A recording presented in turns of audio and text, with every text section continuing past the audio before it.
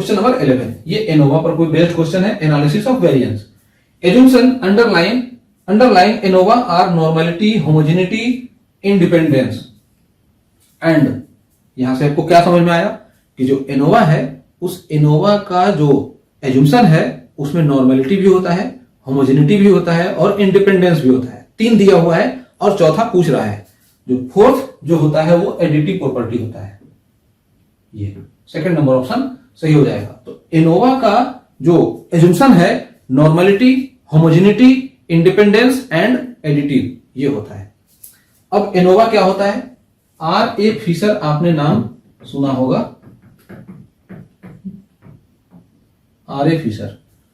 जो ANOVA term है, इस एनोवा टर्म का first time use R.A. Fisher ने किया था, मतलब इसको कह सकते हैं फाउंडर R.A. फिशर को कहा जाता है। इसमें मोर देन 3 सैंपल मीन को अगर कंपेयर करना हो तो ये एनोवा, जो एनोवा है, एनोवा टेस्ट का हम यूज करते हैं। और एनोवा में क्या करते हैं? F टेस्ट का यूज करते हैं। अगर 2 सैंपल मीन हो तो वहां पर क्या होता है? T टेस्ट का हम यूज करते हैं, T टेस्ट। बट अगर ये T टेस्ट क्या? T टेस्ट का। बट अगर 2 से ज्यादा मीन हो जाए तो वहां पर ये T टेस्ट का यूज हम नहीं कर पाएंगे। अगर हम ऐसे कहें, थोड़ा सा लेंथी हो जाएगा, सपोज कि 3 मीन हो, 3 मीन है, μ1, μ2, μ3, तो एक बार इसके साथ कंपैरिजन करेंगे, एक बार इसके साथ कंपैरिजन करेंगे, एक बार इसके साथ करेंगे। ठीक है, समझ गए? तो इस अगर हम टी टेस्ट का यूज करेंगे तो इसको बारी बारी से 3 बार हम इसको कंपैरिजन करेंगे।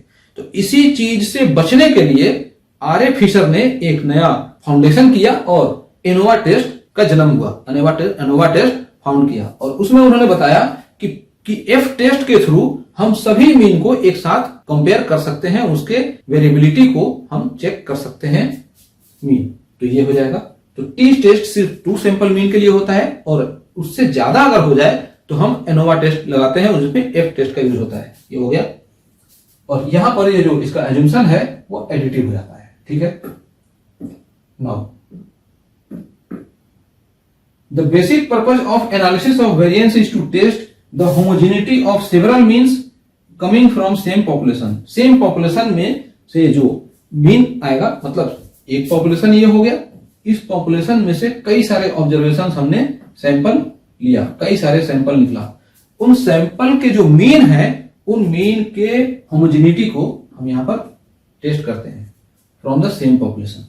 Now ANOVA for the validity of F test the following assumptions are made. यही वाला एक तो होगा नॉर्मल, दूसरा होमोजेनिटी। होमोजेनिटी का मतलब क्या होगा कि उसका वेरिएंस सेम होगा, वेरिएंस सेम होगा।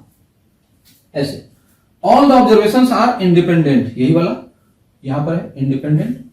Parent population from which observations are taken is normal, मतलब ये होमोजेनिटी, सॉरी ये नॉर्मल हो गया।